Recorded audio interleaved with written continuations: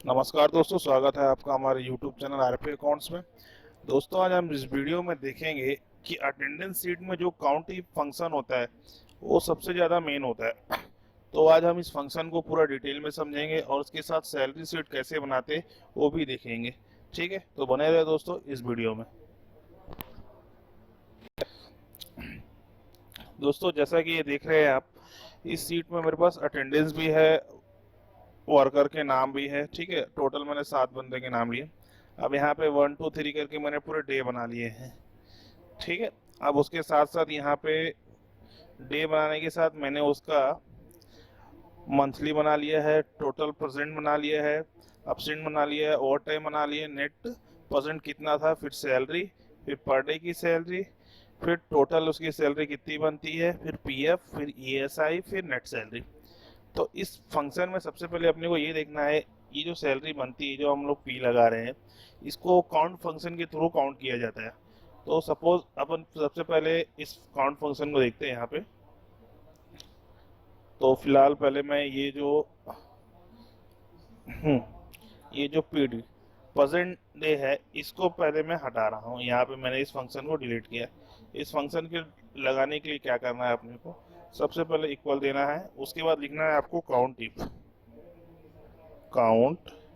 If. ये देखिए दूसरे नंबर ये आ गया। फिर इसके बाद आपको टैप करना है, उसके बाद यहाँ पूछ रहा है वैल्यू। ठीक है, सॉरी, काउंट इफ लगाना है, एक काउंट ही हो गया। ये काउंट इफ लगा दिया। अब उसके बाद ये बोल रहा है रेंज, मतलब कहाँ तक के रेंज को काउंट करना है। तो भैया मेरे को यहाँ से लेके, सॉरी, मेरे को यहाँ से लेके आप काउंट कर दो 1 तक। ठीक है, अब यहाँ तक आपको जान दो, ये आपको यहाँ तक आपको काउंट कर लेना है। ठीक है, 1 तारीख तक। अब काउंट करने के बाद यहाँ पे बोल रहा है रेंज लग गया। अब वहाँ पे आप कॉमा दे दो। कॉमा लगाने के बाद क्रिकेटिया पूछ रहा है। ठीक है, अब यहाँ पे बोल रहा है क्या चीज काउंट करना है। तो हमको यहाँ पे इन्वर्टेड कॉमा पे देना है कि भैया यहाँ पे तू पी काउंट कर। ठीक है, अब इसको लगाने के बाद आप कोष्टक इसको बंद कर दीजिए। ठीक है, अब यहाँ पे मैं इंटर किया। अब इंटर करने के बाद देखिए ये यहाँ पे जितना पी था उसको काउंट कर लीजिए। सपोज यहाँ पे मैं ये 4 जो परसेंट है उसको मैं डिलीट कर देता हूँ। ये डिलीट कर दिया तो ये 24। ठीक है, 24 काउंट किया। अब सपोज अपन आगे देख लेते हैं सेम वैसी अपसेंट का। तो अपसेंट में भी क्या रहेगा, काउंट इफ का जो फंक्शन रहेगा सेम रहेगा, जहाँ पे पी था वहां पे ए हो जाएगा। ठीक है, तो उसको कैसे करते हैं अपन ये देख लेते हैं। यहाँ पे अपन इस फंक्शन को करेंगे कंट्रोल सी। ठीक है, और कंट्रोल वी। ठीक, कॉपी कर दिया मैंने, पेस्ट कर दिया यहाँ पे। और कुछ नहीं करना है, सिंपल यहाँ पे F2 जाना है। क्या होता है कि ये फंक्शन उसको 30 तक कॉपी करना था, 31 तक कॉपी करना था। अब ये फंक्शन पूरा M तक कॉपी कर लिया। मतलब क्या होता है, एक्सेल में कोई भी फंक्शन अगर कॉपी करके पेस्ट करते हैं तो एक कॉलम वो आगे बढ़ जाता है। तो फिलहाल जो ये ए एच है मैं उसको ए जी कर दूंगा। ठीक है, यहाँ पे मैं ए जी कर दूंगा, ए जी। और यहाँ पे जहाँ पे जो पी दिख रहा है वहां पे उसको ए कर दूंगा। ये ए कर दिया। ठीक है, मेरा फंक्शन लग गया। अब यहाँ पे 25 से मैं ए लगा के देखता हूँ। ठीक है, ये पूरा यहाँ तक ए कर देता हूँ। शॉर्टकट है इसका, कंट्रोल आर कर दोगे तो पूरा चले जाएगा। ये अपसेंट का आ गया।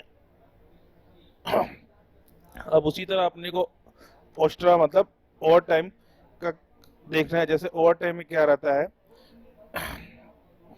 कई बंदा ज्यादा काम कर रहा है, ठीक है, तो उसको ओवर टाइम होता है। सपोज ओवर टाइम कौन से केस में होता है, जैसे मान लीजिए फर्म में, किसी भी संस्था में जो आपकी वर्किंग डे है वो 2 टाइप की काउंट होती है। जैसे आप एमएनसी में काम करेंगे, मल्टीनेशनल कंपनियों में, तो वहाँ पे जो सैलरी होती है 26 दिन की होती है। बाकी कई जगह संस्थाओं में क्या होती है कि 30 दिन की सैलरी के हिसाब से वो काउंट करते हैं। ठीक है, और 30 दिन में क्या रहता है कि वीकली हाफ जो रहता है उनका वीकली हाफ तो देते ही हैं, प्लस अगर कोई वीकली हाफ में आता है तो उसको एक अलग से वेजेस देते हैं, एक्स्ट्रा वेजेस देते हैं, तो उसके लिए वॉट टाइम है ये। तो वॉट टाइम के लिए भी सेम है, आप यहाँ पे चलिए यहाँ पे फंक्शन ही लगा देता हूँ इक्वल, ठीक है, काउंट, ये आ गया नीचे ऑप्शन, काउंट इफ अब इंटर सॉरी, ये फंक्शन आ गया। अब यहाँ पे आपको टैब दे देना है, थोड़ा मैं ले लेता हूँ इधर, नहीं तो फंक्शन नहीं दिखेगा। ये काउंट इफ आ गया। काउंट इफ करने के बाद यहाँ पे रेंज पूछ रहा है, तो रेंज फिर 31 तारीख से लेके आपको 1 तारीख तक देना है।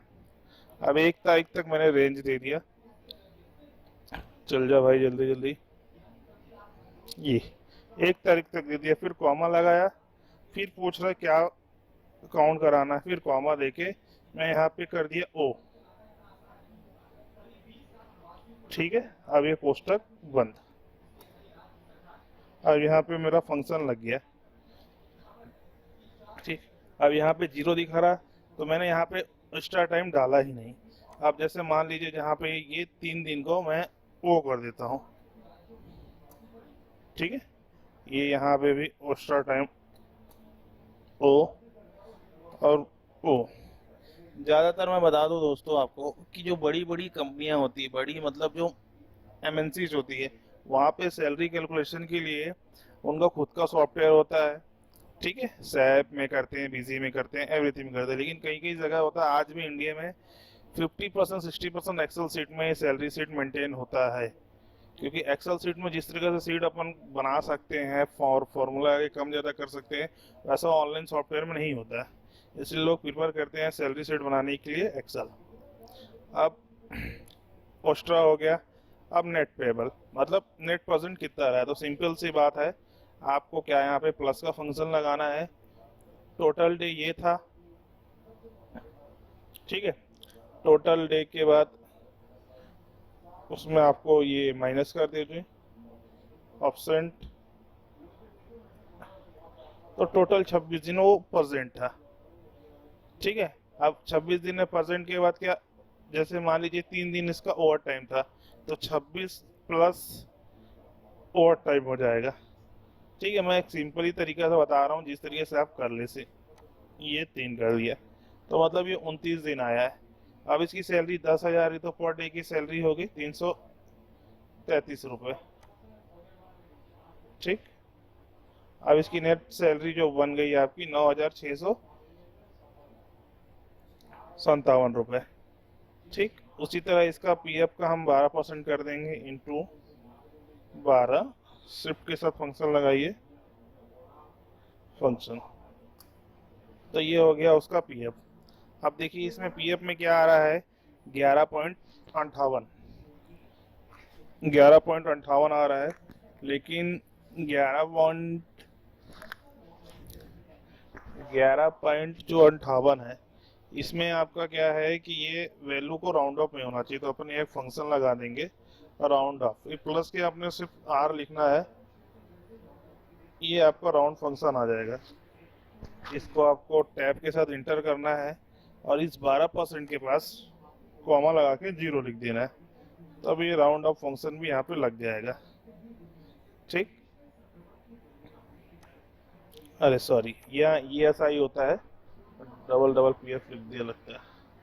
यहाँ पे ESI होगा आपका, जिसको हम मेडिकल बोलते हैं, ESIC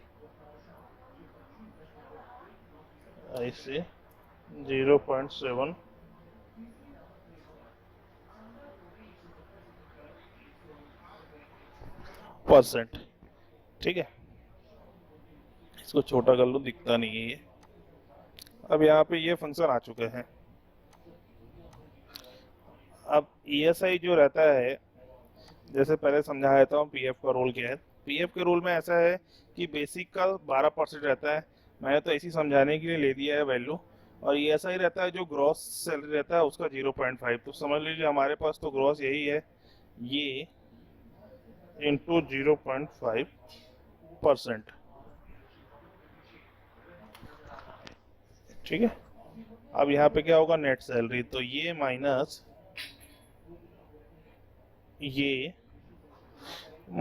ये, तो उसकी सैलरी हो जाती है 8,426 रुपये। उसी तरह हम सभी की सैलरी बना लेते हैं। ठीक है, सभी की सैलरी बनाने के लिए क्या किया करूँगा, मैं यहाँ पे जो भी ये फंक्शन लगा हुआ है, ये जितने फंक्शन लगे हुए उसको मैं सिंपल यहाँ तक ड्रैग करके ले जाऊंगा और कंट्रोल डी कर दूंगा। ठीक है, तो सभी का सेम डे की उतने दिन की सैलरी बन गई। और यहाँ पे जो फंक्शन लगे हुए थे उस फंक्शन को भी मैं यहाँ से कॉपी पेस्ट कर दूंगा। ये 3 फंक्शन लगे हुए हैं, इस फंक्शन को मैं यहाँ तक ले जाऊंगा। शॉर्टकट है इसका कंट्रोल डी, आ गया। अभी देखिए ऑटोमेटिक इसका पर डे आ गया। सेम यहाँ तक इसको मैं ले जाऊंगा, यहाँ तक सेलेक्ट करके